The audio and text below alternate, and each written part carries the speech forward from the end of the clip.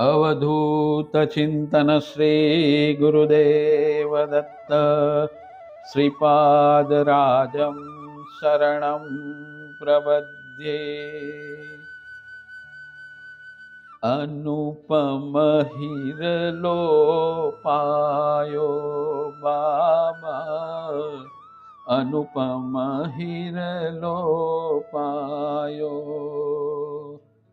अनुपम हीरलोपायो बाबा, अनुपम हीरलोपायो। एक नामी अंतर्जामी, एक अनामी अंतर्जामी, वण दीठे भटकायो बाबा, अनुपम हीरलोपायो बाबा, अनुपम हीरलोपायो। राते चमके दाड़े चमके, चमके जुग जुग न्यारो, चमके जुग जुग न्यारो। सूरज चांदो एथी जग जगे, सूरज चांदो एथी जग जगे, असली एक जगारो बाबा, अनुपम हीरलोपायो बाबा, अनुपम हीरलोपायो। जप तप तीरथ जोग जुगत थी, ए छे सावनिराळो, ए छे सावनिराळो। नेति नेति कही निगम ओचरे, नेति नेति कही निगम ओचरे, बावन थी बहारो बाबा, अनुपम हीरलोपायो। हूँ तू तेमा बोलण हारो, वाणी मूळ हुंकारो, वाणी मूळ हुंकारो। ज्यां त्यां सघळे एहज सड़गे, ज्यां त्यां सघळे एहज सड़गे, देख रंग मत वालो बाबा, अनुपम हीरलोपायो रे बाबा, अनुपम हीरलोपायो।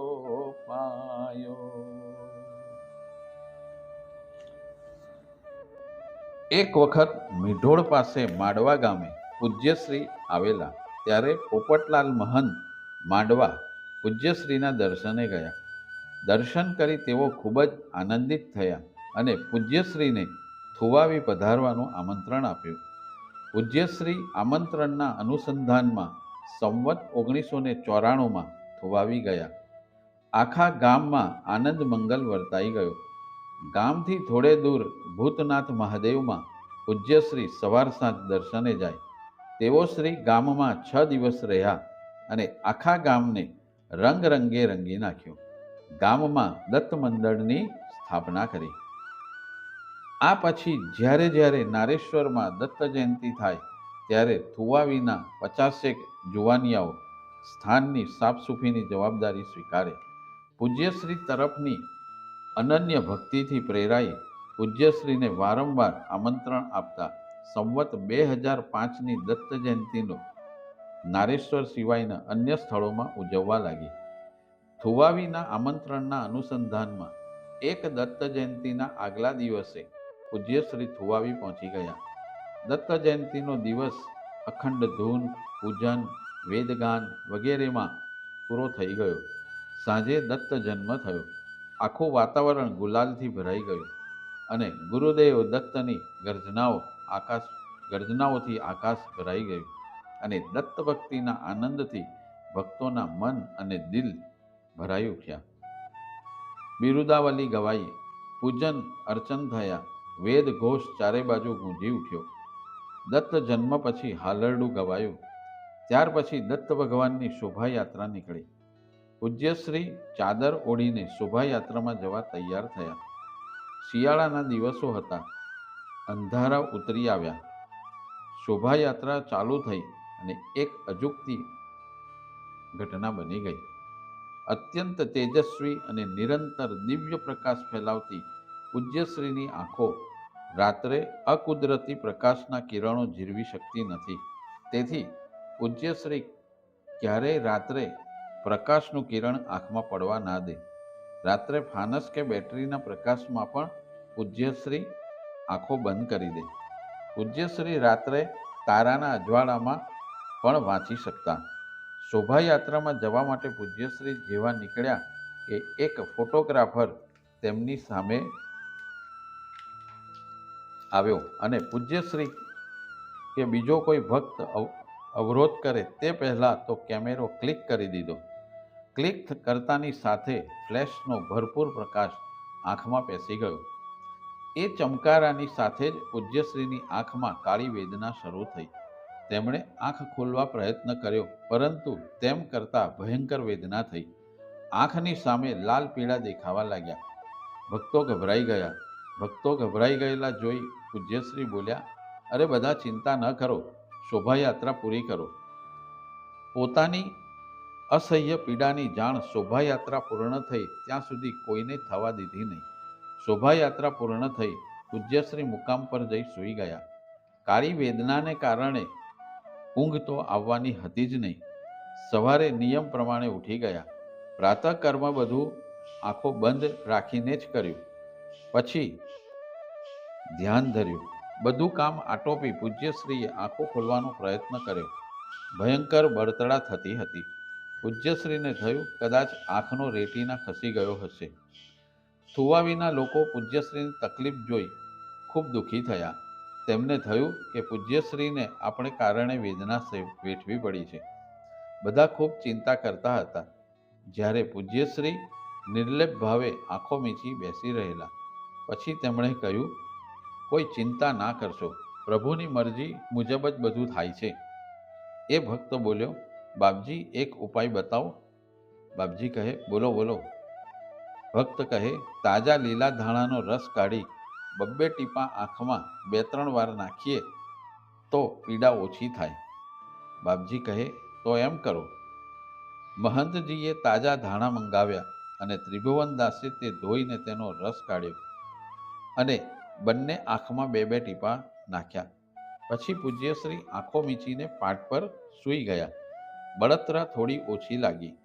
લગભગ આખું ગામ પૂજ્યશ્રી સમક્ષ હાજર થઈ ગયું. બધા જ ખૂબ ચિંતા કરતા હતા. એટલે પૂજ્યશ્રી બોલ્યા, જુઓ, મને આ તકલીફથી કોઈ જ દુઃખ નથી. મારું શરીર, મન અને પ્રાણ તો મેં ગુરુદેવને સોંપી દીધેલા જ છે. આ જે દેખાય છે તેમાં મારું કશું જ નથી. જ્યારથી મેં મારું સર્વસ્વ પ્રભુને સોંપ્યું છે ત્યારથી મારે આ શરીરની ચિંતા કરવાનું કોઈ કારણ જ નથી. તમે બધા ચિંતા છોડી પ્રભુનું નામ લો. પ્રભુએ આંખો આપી. આ આંખોએ ઘણું જોયું અને ભોગવ્યું.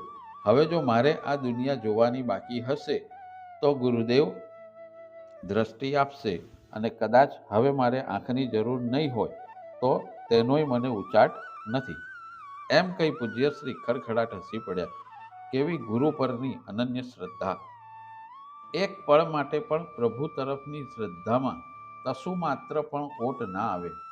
જે સ્થિતિમાં પ્રભુ રાખે તે જ સ્થિતિમાં આનંદથી રહેવાનું અને ઈશ્વરનું નામ લેવાનું. દેહભાવ તીસરી આત્મસમર્પણ કરી જેમ હરિ રાખે તેમ રહેવું. થોડી વાર થઈ પૂજ્યશ્રી થુવાવીના ભક્તોથી વીંટળાઈને બેઠા હતા અને એક ભક્ત વડોદરાથી મારુતિ મોટરે આવ્યો.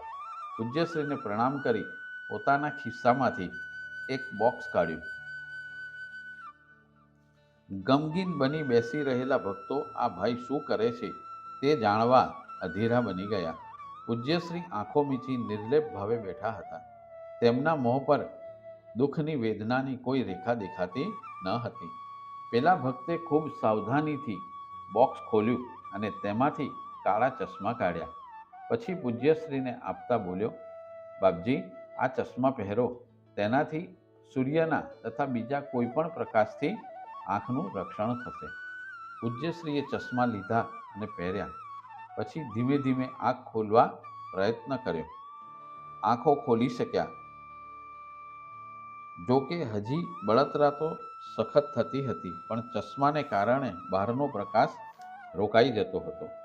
ભક્તોના આનંદનો પાર ના રહ્યો. લગભગ બધાની આંખોમાંથી હર્ષના આંસુ નીકળી પડ્યા. ત્યાર પછી પૂજ્યશ્રીએ ત્રાટક વિદ્યાથી થોડા દિવસમાં આંખની તકલીફ દૂર કરી દીધી.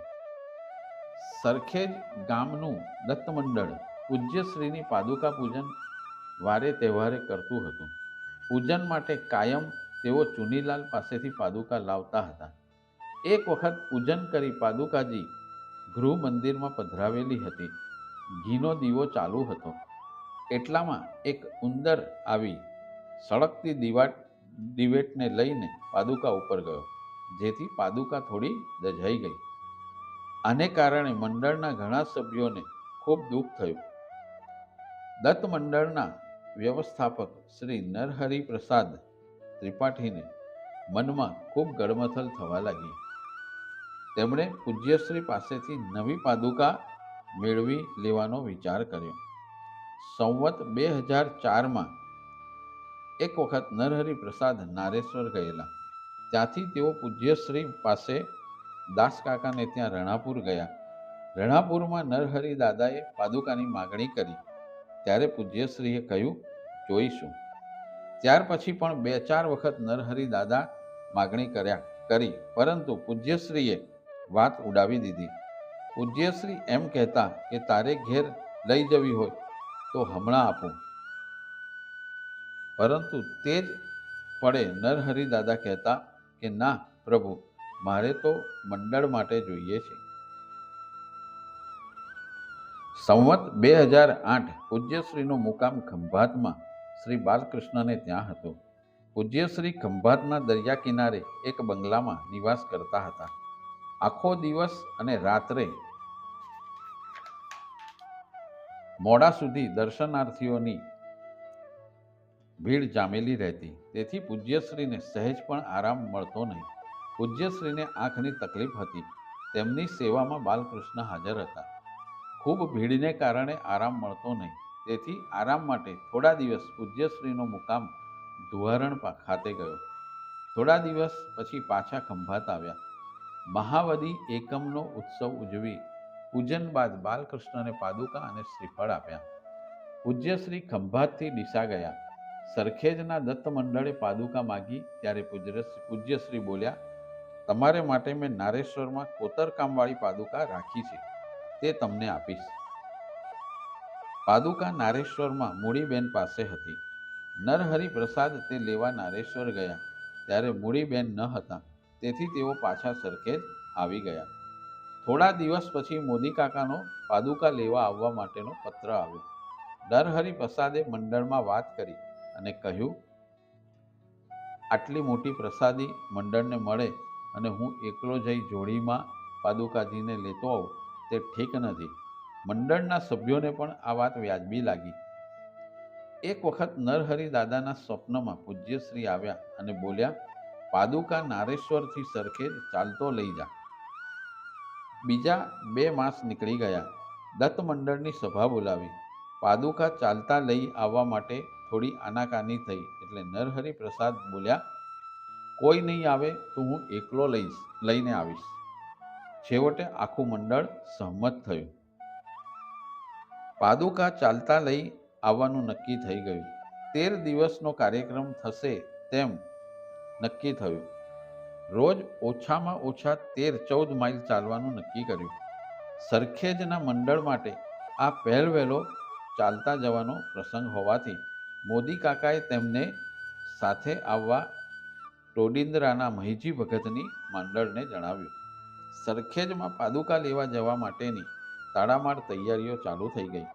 અવધૂત વિશ્રામની જગ્યા અને આખું સ્થાન ગામની સ્ત્રીઓએ સાફ કરી લીપી ગૂંથીને તૈયાર કર્યું.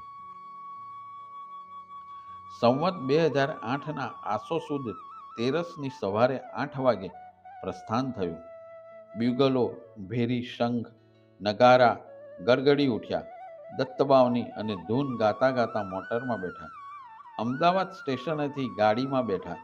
નડિયાદમાં મોદી કાકાના ભાઈ બાલકૃષ્ણભાઈ મળવા આવ્યા હતા. વડોદરામાં રામગલોલાના મહંત આવ્યા. તેમણે વાતમાં જાણી લીધું કે છડી ચામર છત્ર આણ્યા નથી. તેમણે એક જણને મારતી રિક્ષાએ પોતાના મંદિરમાં મોકલી એ બધું મંગાવી લીધું. વડોદરા સ્ટેશને જયંતિભાઈ સ્વાગત માટે આવ્યા હતા. મિયા ગામથી ગાડી બદલી નારેશ્વર રોડ સ્ટેશને મંડળી આવી. મોદી કાકા અને બીજા ભક્તો સામે લેવા આવ્યા. નારેશ્વરમાં આવી બધાએ રેવા સ્નાન કરવા ગયા. ભીને કપડે જ બધા પૂજ્યશ્રી પાસે આવ્યા અને સાષ્ટાંગ દંડવત પ્રણામ કર્યા. હાર તોરા કરી નારિયેળ સમર્પિત કર્યા. પૂજ્યશ્રી બોલ્યા, કેમ તમારો સંઘ આવી ગયો? બધાએ હકારમાં માથું હલાવ્યું. થોડો સમય વાતો કરી બધા પૂજ્ય માજીને પ્રણામ કરવા ગયા. ત્યાં પછી મહાદેવના પણ દર્શન કરી ઉતારે જઈને સૂઈ ગયા. સવારે 4 વાગે બધા ઉઠી ગયા. પ્રાતઃ કર્મથી પરવારી ઔદુંબર નીચે મૂકેલી પાદુકાનું પૂજન કર્યું. ત્યાંથી પૂજ્યશ્રી પાસે બધા ગયા.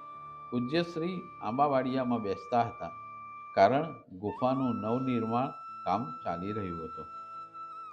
પૂજ્યશ્રી બહાર આવ્યા, બધાને પ્રણામ કર્યા.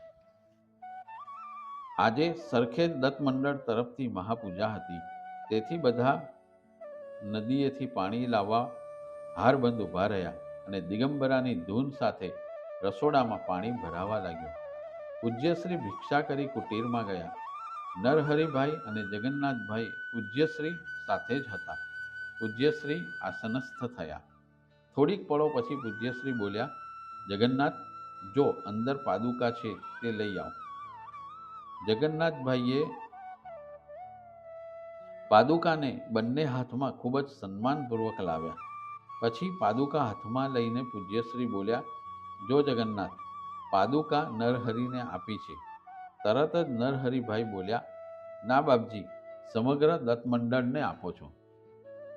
બાપજી કહે, મેં તો તને આપી, પછી તું અને તારું મંડળ જાણે. પાદુકા સુંદર કોતરણી વાળી હતી, તેનો પણ એક ઇતિહાસ છે. 1947-48માં કોમી રમખાણોમાં પૂજ્યશ્રી અમદાવાદમાં માંડવીની પોળમાં ચુનીલાલ કરુણાશંકરને ત્યાં હતા. ગયાઉદ્દીન નામે એક મુલ્લાજીએ પૂજ્યશ્રી રંગવદૂત મહારાજના દર્શન ક્યારેક કર્યા હશે. તેને પૂજ્યશ્રી માટે અત્યંત પૂજ્યભાવ થયો. તેથી તેણે એક સુંદર કોતરકામવાળી શીશમના લાકડાની પાદુકાઓ તૈયાર કરાવી અને પૂજ્યશ્રીને અર્પણ કરવા માટે નારેશ્વર જવા મિયા ગામ આવ્યો.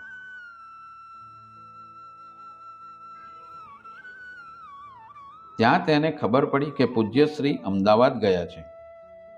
આવડા મોટા અમદાવાદમાં પૂજ્યશ્રી ક્યાં હશે તેની કોઈ ખબર ન હતી. છતાં આનો વિચાર કર્યા વગર માત્ર શ્રદ્ધાના તાંતણે તે અમદાવાદ આવી પહોંચ્યો. સ્ટેશનથી પૂછતો તે રીચી રોડ પર આવ્યો. એટલામાં તેને એક માણસ મળ્યો. તેણે કહ્યું, માંડવીની પોળમાં એક સંત આવ્યા છે, ચાલો બતાવો. બંને જણ માંડવીની પોળમાં ચુનીલાલના ઘર આગળ આવ્યા. એટલે પેલા માણસે ગયાઉદ્દીનને કહ્યું, અવધૂત ઉપર છે. આટલું બોલતામાં તો તે માણસ અદૃશ્ય થઈ ગયો. ગયાઉદ્દીન ઉપર ગયો. પૂજ્યશ્રી મરક હસતા હતા. તેઓ બોલ્યા, આવો ગયાઉદ્દીન, રસ્તામાં કોઈ તકલીફ તો નથી પડી ને? ગયાઉદ્દીનની જીભ સિવાઈ ગઈ. હોઠ ફફડી રહ્યા, આંખો ચૂઈ ગઈ. તેના અંતરમાંથી અવાજ આવ્યો, હે મારા પરવરદિગાર, ગુલામની ભેટ સ્વીકાર કર. એટલું કહી તેણે થેલીમાંથી સીસમની કોતરકામવાળી સુંદર પાદુકાજી કાઢી અને પૂજ્યશ્રીના ચરણો આગળ મૂકી. આ પાદુકા સરખેજ મંડળને પૂજ્યશ્રીએ આપી. જમી પરવારી મંડળ પૂજ્યશ્રી પાસે બેઠું. પૂજ્યશ્રીએ શંખના અવાજનું મહત્વ સમજાવ્યું. બધા આરામ કરવા ગયા. સાંજે 3:30 થી 4 વાગે પાલખી સજાવા માંડી. બળદેવદાસ મોહનલાલ શુકલે પાલખી બનાવડાવી હતી. તેમાં ચિત્રકામ મલ્હારરાવ પુરાણી ફોટોગ્રાફરે કર્યું. તેની ઉપર અવધૂત ચિંતન શ્રી ગુરુદેવ દત્ત લખ્યું હતું. પાલખીમાં દત્તાત્રેય ભગવાનની ચાંદીની મૂર્તિ, પૂજ્ય સ્વામી મહારાજી તથા પૂજ્ય રંગવદૂત મહારાજનો ફોટો તથા પાદુકા રાખી નારેશ્વર ધામમાં 3 પ્રદક્ષિણા કરી. આખું ધામ ધૂનથી ગજાવી મૂક્યું. શરૂઆત કરતા મારા હૈયા કેરો હાર, મારા હૈયા કેરો હાર, દત્ત એક અવધૂત, એક અવધૂત, દત્ત એક અવધૂત, મારા હૈયા કેરો હાર, દત્ત એક અવધૂત. ભજન ગવાયું. ત્યાંથી ઔદુંબર પાસે જતા ફરીથી મંડળીએ ભજન ઉપાડ્યું. ગાડી અવદુંબરની છાય, ગાડી અવદુંબરની છાય, નીચે કોણ પેલું જોને, કોણ પેલું જોને સખી, કોણ પેલું જોને.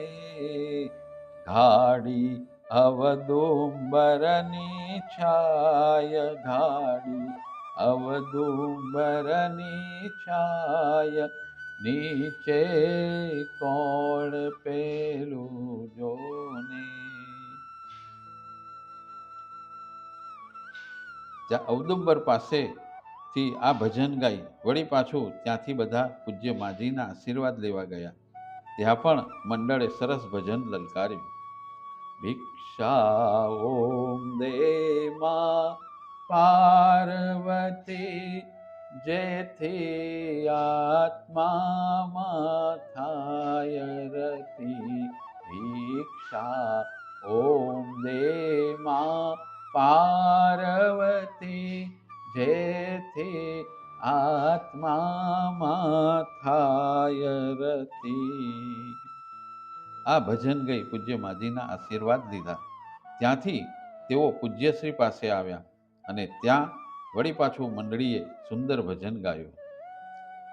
ગુરુ ગુરુ કરતા આ જાવો મારા પ્રાણ, ગુરુ ગુરુ કરતા આ જાવો મારા પ્રાણ, જાવો મારા પ્રાણ, દત્તા માગું એ દે દાન. જાવો મારા પ્રાણ, દત્તા માગું એ દે દાન. ગુરુ ગુરુ કરતા આ જાવો મારા પ્રાણ, ગુરુ ગુરુ કરતા આ જાવો મારા પ્રાણ. આ ભજન ગાયું અને ગાતા ગાતા બધાની આંખમાં આંસુ વહેવા લાગ્યા. ત્યાંથી મહાદેવમાં શ્રીફળ મૂકી લગભગ સાંજે 5:45 વાગે નારેશ્વરથી પ્રયાણ કર્યું. નીકળતા નીકળતા પૂજ્યશ્રી બોલ્યા, જુઓ, આત્મલિંગ આપું છું, સંભાળીને લઈ જજો. રસ્તામાં ગજાનન ના આવી જાય તેનું ધ્યાન રાખજો, નહીં તો ત્યાં જ સ્થાપિત થઈ જશે. અને રસ્તામાં આવતા બધા જ મંદિરમાં દર્શન કરવાના. મહાદેવના મંદિરમાં કપૂરની આરતી કરવી. અને મંડળી નારેશ્વરથી નીકળી અને દત્તની ધૂન ગજવતી નર્મદા કિનારેથી થઈ નર્મદા માતાની આરતી ઉતારી અને સાંજે 6:30 વાગે લીલોડ પહોંચી. મહીજી ભગતની મંડળી સામે આવી હતી. મોદી કાકા વગેરે લીલોડ સુધી વળાવા આવ્યા. લીલોડથી નીકળી રાત્રે 8 વાગે હિરજીપુરા પહોંચ્યા. ત્યાં વિશ્રામ કર્યો. સવારે સ્નાન વગેરે પરવારી પાલખી ઉપાડી રસ્તામાં પોર, વરનામા, વડોદરા, સોખડા વગેરે જગ્યાએ ભવ્ય સ્વાગત થયું. ચકલાસીમાં એક ડોક્ટરની બહેનને વારંવાર 2-3 દિવસથી સ્વપ્ન આવતું હતું કે તારા ગામ પાસેથી એક સંતની પાદુકાની પાલખી પસાર થશે, તું તેનો સત્કાર કરજે. ડોક્ટરે તથા તેમની બહેને બાપજીની પાદુકાજીનું સુંદર સ્વાગત કર્યું. દીનાનાથભાઈ તથા લાભશંકરભાઈ પાદુકાના સ્વાગતની તૈયારી માટે નડિયાદ આવતા સરખેજ જવા ઉપડી ગયા. આ સમયે અમદાવાદ ખેડાનો રોડ બનતો હતો. પાલખી ચંડોળા પાસે આવી. અહીં શ્રી નરસિંહજીના મંદિરમાં આરામ કરવાનો હતો. ડોક્ટર વાણી સાહેબ કામનાથ મહાદેવમાં રાહ જોતા હતા.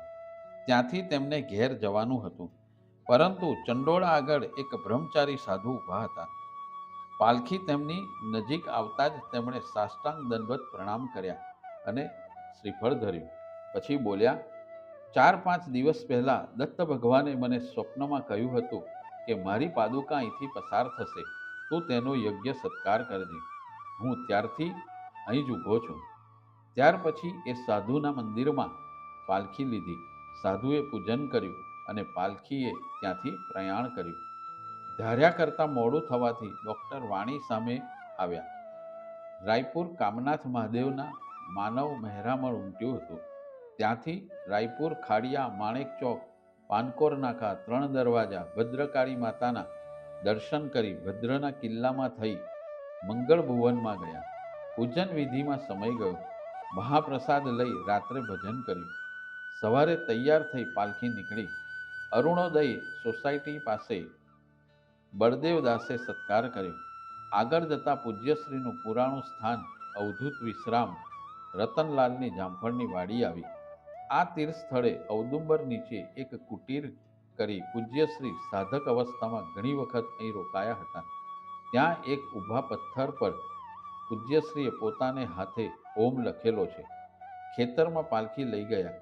ત્યાં ધૂપ, દીપ, પૂજન, આરતી કરી ગાડી ઔદુંબરની છાયવાળું ભજન ફરી ગવાયું. પછી સંઘ સરખેજ તરફ આગળ વધ્યો. સરખેજના લોકો સ્વાગત માટે મોટર સ્ટેન્ડ પર આવી ગયા. પાલખી આવતા ગુરુદેવ દત્તનો પ્રચંડ ઘોષ થયો અને આવો રે અવધૂત મારા, દર્શન દો પ્યારા વાળું ભજન ગવાયું. પ્રમુખ મણિભાઈ દામોદર દાસે પુષ્પહારથી સ્વાગત કર્યું અને સાષ્ટાંગ દંડવત પ્રણામ કર્યા. શરણાઈ, ઢોલ, મંજીરાની રમઝટ સાથે મંડળી આગળ વધી. મોટર સ્ટેન્ડથી ચોરાવાડી માતા, બહુચર માતા થઈ બજાર તરફ ગયા. ત્યાંથી જીતેશ્વરી માતા, ત્રંબક ચોક, ચોકશેરી થઈ દત્ત મંદિરમાં પહોંચી ગામમાં લગભગ 3 કલાક પાદુકા યાત્રા થઈ. સરખેજ ખાતે દીનાનાથભાઈ તથા બીજા સ્વયંસેવકોએ સુંદર આયોજન કર્યું. મંદિર આગળ સ્ત્રી મંડળના પ્રમુખ આનંદીબેન તથા બીજા બહેનોએ સ્વાગત કર્યું. 11 આગળ સ્ત્રી મંડળના 11 એટમ બોમ્બની સલામી આપી. પાદુકાનો મંદિરમાં પ્રવેશ થયો અને પધરામણી થઈ. પૂજ્યશ્રીની સુવાસ અવિરત વિસ્તરતી હતી. એમણે આખા ગુજરાતને દત્તભક્તિમાં તરબોળ કરવા માંડ્યું. મોટા મોટા શહેરોથી માંડી નાના નાના ગામ, અરે આદિવાસી ગામોમાં પણ પૂજ્યશ્રીએ ભક્તિ રેલાવા માંડી. પોતાની જન્મજયંતિ તેઓ અલગ અલગ જગ્યાએ ઉજવતા.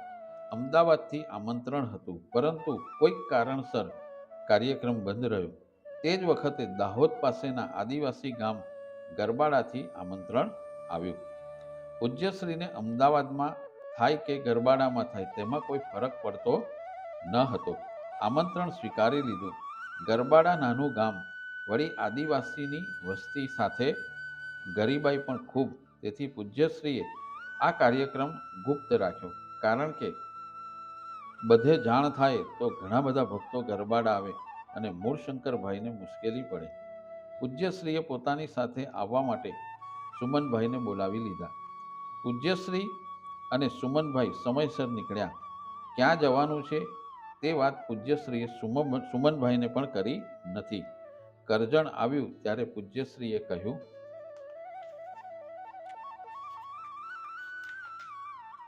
માસ્તર, આપણે ગરબાડા જઈએ છીએ. બીજા 2-3 આગળ ગયા છે. પૂજ્યશ્રી કરજણથી વડોદરા આવ્યા. ભવાનીશંકર શાસ્ત્રી, જયંતિલાલ શાહ, પદ્મકાંત, મંજુલાલભાઈ, રામગલોલાના મહંત ગોવિંદભાઈ સ્ટેશન પર આવી ગયા. એ લોકો પૂજ્યશ્રી માટે છાશ લઈને આવ્યા. પૂજ્યશ્રીએ થોડી છાશ લીધી. રામગલોલાના મહંતને થયું કે જેમ શહેરમાં પૂજ્યશ્રીની જન્મ જયંતિ દબદબા ભરી થાય છે, તેવી જ જયંતિ આ ગામમાં કરવી જોઈએ. એટલે તેઓ ભિક્ષા માટે ચાંદીના વાસણો પેટી ભરીને લાવ્યા. એ સાથે ચાંદીના બાજટ અને બ્રાહ્મણોને વહેંચવા માટે 1 ડઝન જર્મન સિલ્વરના પ્યાલા લઈ આવ્યા. બધું એમણે સીટ નીચે મૂકી દીધું. આ જોઈ પૂજ્યશ્રી બોલ્યા, મહંતજી, આ બધું શું છે? જવાબમાં મહંતે બધું કહ્યું અને ઉમેર્યું કે બાપજી, ગામમાં પણ જયંતિ ખૂબ સરસ થવી જોઈએ. બાપજી કહે, આ બધાની શી જરૂર હતી? ઠીક છે, પ્રભુને ગમ્યું તે ખરું. વડોદરાથી આ બધા પૂજ્યશ્રી સાથે થયા. ગાડી ગોધરા આવી. ગોધરામાં પૂજ્યશ્રીના પૂર્વાશ્રમના પરિચિતો સરપોતદાર ત્રિવેદી, વાડીલાલ, કરુણાશંકર રાવલ, રાજપીપળાના ભૂપતસિંહ, નાથુબાવા, ધરિયા વગેરે આવ્યા. ભૂપતસિંહ ગોધરામાં ડીએસપી હતા. તેઓ પણ દાહોદ સુધી જવા ગાડીમાં બેસી ગયા. દાહોદ સ્ટેશન આવ્યું. જેવા પૂજ્યશ્રી ગાડીમાંથી ઉતર્યા કે તરત આખું સ્ટેશન અવધૂત ચિંતન શ્રી ગુરુદેવ દત્તના ઘોષથી ગાજી ઉઠ્યું. બધા પૂજ્યશ્રીને સ્ટેશન બહાર દોરી લાવ્યા. બહાર એક સુંદર ઘોડાગાડી શણગારેલી ઊભી હતી. પૂજ્યશ્રી તેમાં બેઠા. દાહોદથી ગરબાડા લગભગ 16 માઇલ દૂર હતું. તેથી ત્યાં જતા રાત પડી જાય. આ કારણે ભૂપતસિંહે સાદા કપડામાં 16 પોલીસ પૂજ્યશ્રીની ઘોડાગાડીની આસપાસ ગોઠવી દીધા હતા. પૂજ્યશ્રીની યાત્રા ચાલુ થઈ. પૂજ્યશ્રીએ આજુબાજુ ભોળા ભટાક આદિવાસીઓ જોયા. તેઓ એક ખૂણામાં ઊભા પોતાને ટાંકીને જોતા દેખ્યા. ભલા ભોળા ગરીબ આદિવાસીઓ પણ પૂજ્યશ્રીને સત્કારવા આવ્યા હતા. પૂજ્યશ્રીને પોતાની પરિક્રમા યાદ આવી. ઘણી વખતે પરિક્રમા દરમિયાન આદિવાસીઓએ પૂજ્યશ્રીની સેવા કરી હતી. ઘોડાગાડીની આજુબાજુ સાયકલ, મોટરસાયકલ પર કેટલાક ભક્તો ગાડીની હારોહાર ચાલવા લાગ્યા. પેલા આદિવાસીઓ ઘોડાગાડીની પાછળ નાચતા કૂદતા ચાલતા હતા અને મોટેથી બોલવા લાગ્યા, દાબડાવાળા બાપુનો જય, દાબડાવાળા બાપુનો જય. પૂજ્યશ્રીએ એ સાંભળ્યું પણ કંઈ સમજણ ન પડી. એટલે તેમણે એક સ્થાનિક વ્યક્તિને પૂછ્યું કે આ લોકો શું બોલે છે. તેમણે કહ્યું, બાપજી, એ તો કહે છે દાબડાવાળા બાપુનો જય. પૂજ્યશ્રી કહે, એટલે શું? પેલો યુવક હસી પડ્યો અને પછી બોલ્યો, આપે આ ચશ્મા પહેર્યા છે ને, તેને એ લોકો દાબડા કહે છે. પૂજ્યશ્રી ખડખડાટ હસી પડ્યા. આ આદિવાસીઓ છેક સુધી આવ્યા. પૂજ્યશ્રીને થયું કે આ લોકો બિચારા ભૂખ્યા તરસ્યા છે, તેમને માટે ત્યાં જમવાની વ્યવસ્થા કરવી જોઈએ. તેમણે સેવકને કહ્યું, આ લોકો માટે જમવાની વ્યવસ્થા કરવી પડશે. સેવક કહે, હા બાપજી, મૂળશંકરે કરી દીધી છે. લગભગ 2-2:30 વાગે રાત્રે પૂજ્યશ્રી ગરબાડા પહોંચ્યા.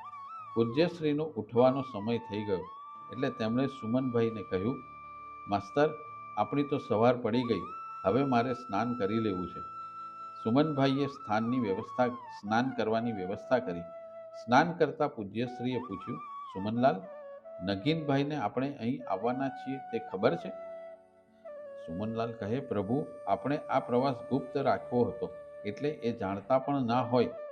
આપે તેમને કેમ યાદ કર્યા? પૂજ્યશ્રી કહે, ના, અમસ્તું જ. મને એમ થયું કે દુકાળની પરિસ્થિતિમાં આ આદિવાસી ગરીબોને થોડી મકાઈ વહેંચાય તો સારું. નગીનભાઈ આવ્યા હોત તો તેમની પાસે મંગાવી લે. સુમનભાઈ બોલ્યા, આપણે મકાઈ વહેંચીશું અને પૈસા નગીનભાઈ પાસે લઈશું. બાપજી કહે, અરે એ રીતે પૈસા થોડા લેવાય. સ્નાન કરી પરવારી પૂજ્યશ્રી કુટીર તરફ ગયા. જતા જતા સામે જ નગીનભાઈ મળ્યા. તેઓ પૂજ્યશ્રીને પગે લાગ્યા. પૂજ્યશ્રી બોલ્યા, કેમ નગીનભાઈ, તમે કેવી રીતે આવ્યા?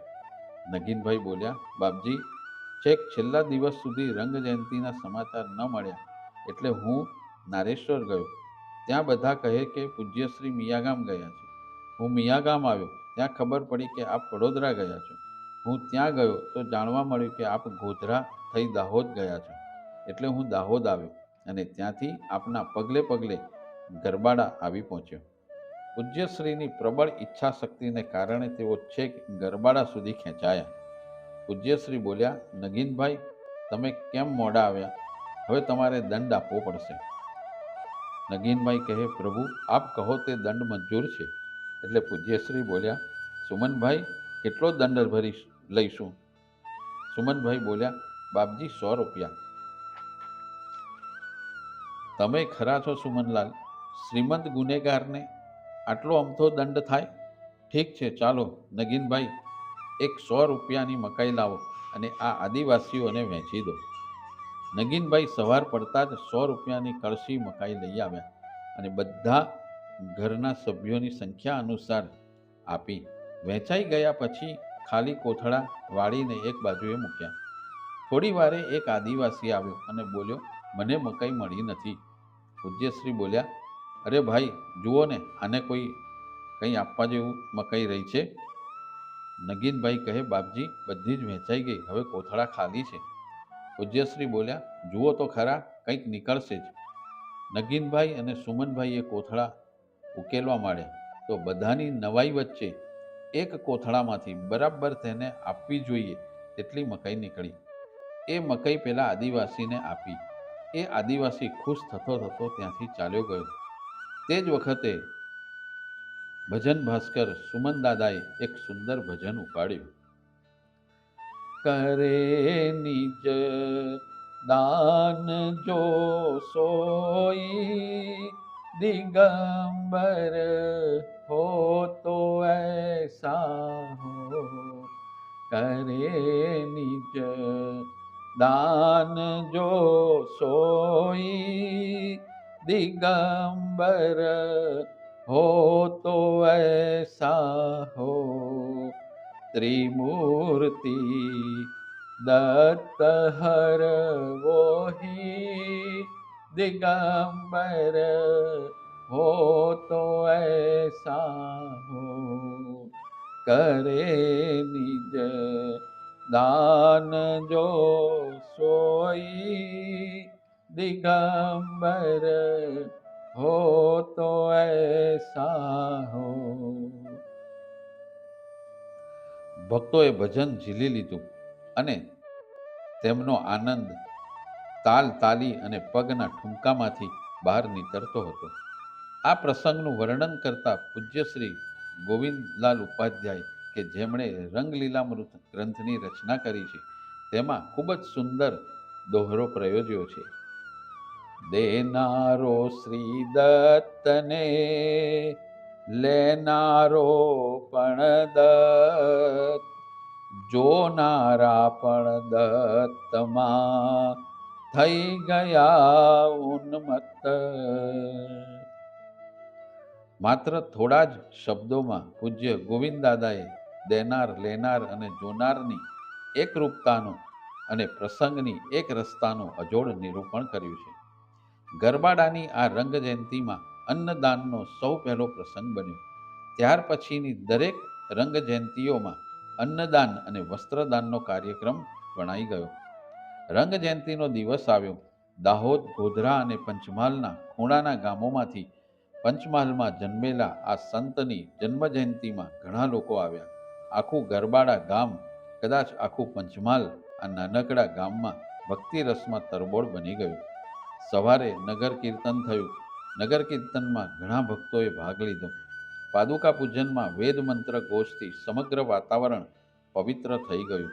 દૂર ટેકરી ઉપર થોડાક તીર કામઠા લઈને ઊભા રહેલા માણસોને જોઈ પૂજ્યશ્રીએ સુમનભાઈને પૂછ્યું, આ બધા કોણ છે? બાપજી, એ આદિવાસીઓ છે. આપને ટીકી ટીકીને જુએ છે. અમે લોકો આપની પાસે વાતો કરીએ પણ એ લોકો તો બસ દૂરથી દર્શન કરીને સંતોષ લે છે. પૂજ્યશ્રી બોલ્યા, કોણ કહે છે સુમનભાઈ કે હું તેમની સાથે વાતો નથી કરતો? તમારી સાથે મારી આ ચામડાની જીભ બોલે છે અને તમારા ચામડાના કાન સાંભળે છે, જ્યારે એમની સાથે તો મારું હૃદય બોલે છે અને તેમનું હૃદય સાંભળે છે. પાદુકા પૂજન, આરતી, મહાપ્રસાદ લેવાયો. સાંજે ભજનની રમઝટ ચાલી. ત્યાં બધા ભક્તોએ પૂજ્યશ્રીને પૂનમ સુધી રોકાવા વિનંતી કરી, પરંતુ પૂજ્યશ્રીએ અનુકૂળ ન હતું. બીજે દિવસે મુકામ ઉઠ્યો. પૂજ્યશ્રીએ દાહોદમાં સ્ટેશન પરની વેઇટિંગ રૂમમાં સ્નાન વગેરે કર્યું. ગાડી આવી અને પૂજ્યશ્રી નારેશ્વર પહોંચ્યા. અવધૂત ચિંતન શ્રી ગુરુદેવ દત્ત શ્રીપાદરાજમ શરણં પ્રપદ્યે. ગુરુદેવ દત્ત, ગુરુદેવ દત્ત, ગુરુદેવ દત્ત, ગુરુદેવ દત્ત, ગુરુદેવ દત્ત, ગુરુદેવ દત્ત, ગુરુદેવ દત્ત, ગુરુદેવ દત્ત, ગુરુદેવ દત્ત, ગુરુદેવ દત્ત, ગુરુદેવ દત્ત, ગુરુદેવ. તાલી પાડો, તાલી.